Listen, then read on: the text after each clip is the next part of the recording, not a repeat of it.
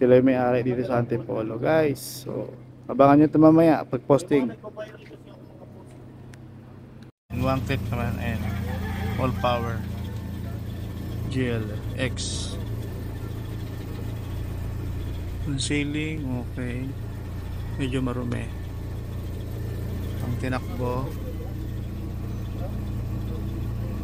medyo mababa. Manual transmission.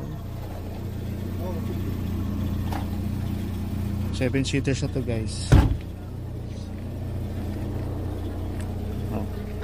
7-seaters yan. Dual aircon. Ang kagandahan niya, guys, white plate na. XKZ 273 Evo GLX 1.8 EFI. Yan po, guys, oh, maganda yung makina niya, malinis yung engine bay. Oh.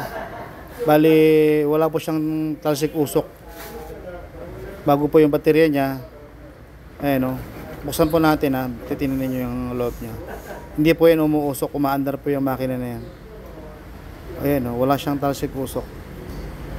Wala siya, indication siya na walang blow by. Goods to, guys. Tinapat ko pa yung kamay ko, eh. Abangan niya mamaya sa posting nito.